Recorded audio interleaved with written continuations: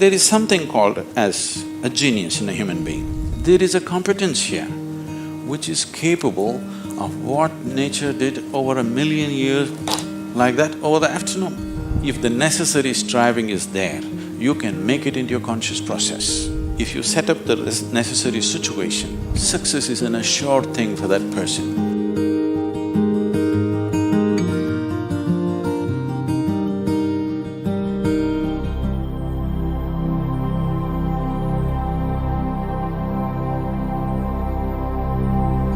Small things or big things, it doesn't matter. In every single act, a human being longs to be successful. Life is an infinite number of doorways. If you're very diligent, you will open a few of them. If you're brilliant, you'll open many of them. But if you're truly vibrant, then they will open for you. The process of being successful becomes so complex for people that why they're working towards it is generally completely forgotten, and they will start evolving concepts of success, all kinds of concepts. What is being successful? I would like to… Can I tell you a joke? You're looking so serious.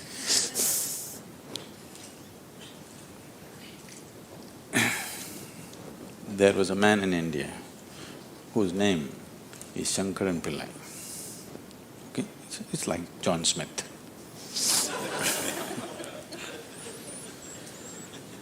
His son came to United States. Obviously, an Indian young man means he's a software engineer. He went to Texas, Houston and started working there. Then he fell in love with a white American woman. He struggled because back home, this love affair is a crime. He struggled and struggled, then one day told his mother, then the mother informed the father, and the father exploded. He went back home to convince him, didn't work, because in India, if you have to get married, they're tracing your family tree for 5,000 years. They're looking at the genetic purity of the person that you're marrying. So somebody from somewhere else, a white woman from America, how can you marry her? What do we know about her genetics? Where does she come from? What is her lineage? Da, da, da, da. So no way to convince, he came back. And of course, when he came back again, he fell in love and they went ahead. Then the father disowned. Shankaran Pillai just disowned his son, I have nothing to do with you. But years went by and they had a boy. And the boy's picture from the day he was born, it was on the Facebook, and the wife sticks it in his face, and the little baby, and it is growing up every day and all the things. Slowly, you have disowned the son, but the grandson is a different matter. Slowly, within a matter of 1-2 years, he completely fell in love with this little baby that he has not seen. Things happened and people started coming from America, those who were traveling. Oh, you must see your grandson. You not seen him? Oh, you must see him, this is the fruit of your life. Slowly it caught him. Then he decided he's not going to see his son's face. He'll come to America and only see the grandson's face. And of course he's not going to look at that white woman. Then he came to America and a 7-year-old boy, full of energy, they're living on a small ranch, he's all over the place doing all kinds of things. He completely got washed away by this little fellow. Then this little boy one day said, "Grandpa, come, I'll show you my archery skills." He took him to the barn inside and he went into the barn and there he saw 8 targets, all of them with the arrow in the bullseye. Shankaran Pillai looked at it and then he thought, oh, this is my grandson. He thought of all the great legendary archers of India, Arjuna and Ekalavya and and he saw the future, all the Olympic gold medals falling from the sky. Then he asked, "From what distance did you shoot?" The boy said, "From 20 yards. What? From 20 yards, 8 targets, you shot them dead on, bullseye? How do you do this?" Then the boy said, "Grandpa, I first shoot and then paint the target." So, these concepts about being successful can be very crippling. And I have continuously been with people, they've reached a certain point of success and their concepts of success are not fitting, their life is not fitting into their concept of success and it's breaking it, and they think something is going wrong. It is not going wrong, they're just getting better, situations are pushing them on, but their concept is breaking up, so they're suffering their success. You will see any number of people going through these kind of things.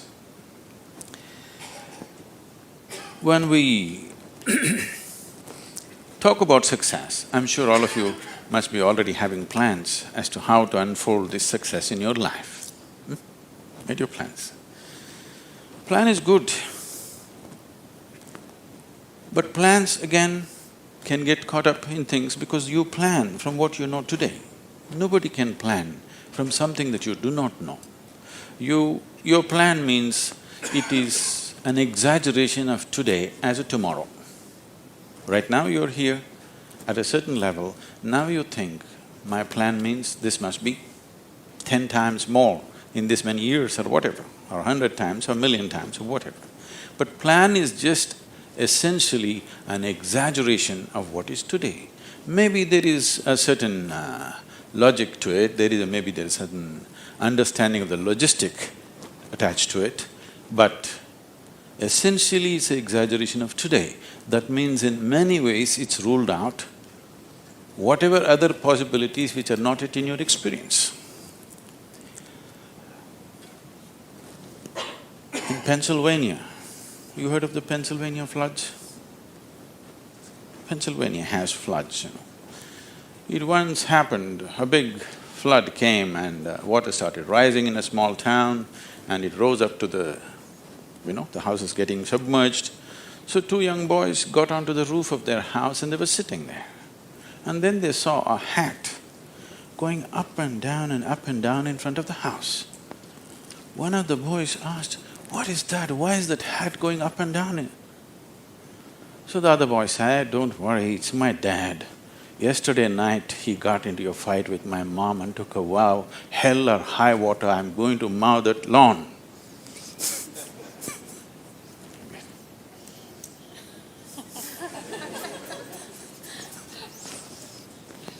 So, plans can be debilitating. It's good to have a plan, but it's more important that you have a purpose. If you have a purpose, plans will evolve, things will happen, plans will fall apart, new things will come up. Whatever has to happen will happen. If you hold on to a certain purpose, other things will just serve that purpose. But if you are very committed to a plan as such, then plan can become a blueprint for restriction. It is also a possibility. It's all right to hold a plan, but you must hold a plan at a certain distance. You shouldn't get identified with the plan. The process of success. See, essentially success is a desire in every human being. You can put some fire into it and make it your passion. But if it becomes a need within you, that you must be successful, otherwise you will suffer, then you are heading for a problem, a serious problem. Our passions can turn into poison if we start becoming resentful for the non-fulfillment of those passions.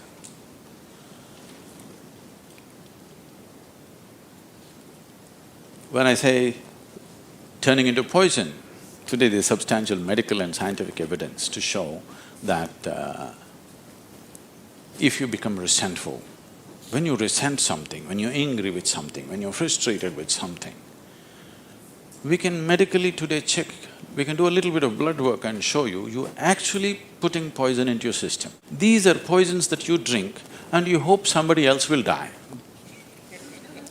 Life does not work like that. If you drink poison, you die, and it's fair. It's very fair, isn't it? If you drink poison, you must die. I drink poison, I want him to die. It doesn't work like that. So these emotions always take away the fundamental ability. See, there is something called as a genius in a human being. Every human being has it, every human being touches it at some moment of life. But the question is, how often do you touch it? That's a question. You sparked once in your lifetime. That's not good enough. You must be sparking all the time, isn't it? What is genius? There are many ways to look at it. One simplest way to look at it is, when we say intelligence, we are always thinking logical thought. Now, logical thought will be meaningless probably in another 25 years, because your computer may be able to explore all the permutations and combinations of logical thought much quicker and better than you can do. So touching the genius means there's another dimension of intelligence within you. What did you have for breakfast? Chicken and salad. See, he ate a chicken. Over the afternoon, this chicken has transformed itself into a human being. If you ask Charles Darwin, how long does it take for a chicken to become a human being, he would talk in terms of millions of years. Here he is. Over the afternoon, he transforms a chicken into a human being. So there is an intelligence here, there is a competence here, which is capable of what nature did over 1,000,000 years like that over the afternoon. Only thing is, this is an unconscious state of intelligence. Whatever is unconscious, if the necessary striving is there, you can make it into your conscious process. In your conscious process, if this intelligence, even a drop of this intelligence is available to you, suddenly life will spark like it's a magic. What everybody slogs for, you can just simply do it. Now when I say intelligence, always people would think this. If you say intelligence and ask them to show in sign language, they'll always say this, isn't it? They'll not say this or this or this or this, but one cell in your body is doing more activity than your brain could ever do.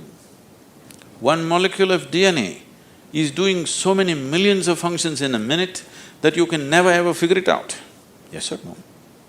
So in yoga, in the yogic systems, in the yogic sciences, we never look at anything as mind. There's no such thing as mind. There is a physical body and there is a mental body. So you learn to think through your body. You know, it's a short session, it's not an area that we should enter right now, but I have to tell you this. There are many things personally that I do at the same time. Now people come and tell me, just now I'm entering the session, somebody comes and tells me, Sadhguru, these building plans have to happen, because we do everything ourselves. Now by the time I get out, I'll have the building plan ready as I'm speaking here, because 12 to 14 channels actively keep going on in my head. It is not just in the head, you learn to think through your body. Learning to think through your body will never give you a headache, that's the best part of it. Now, all these responsibilities and 1,000 things happening at the same time, won't you get stressed? There is no such thing, because you use a deeper dimension of yourself and everybody is capable of this and everybody has it. You may not have the same level of intellect as somebody else has. That is always subject to person. But all of you eat, if you eat a carrot, you can digest it. That means you have another dimension of intelligence. Yes? If you set up the necessary situation that everything that's there within the system is available for you, success is an assured thing for that person.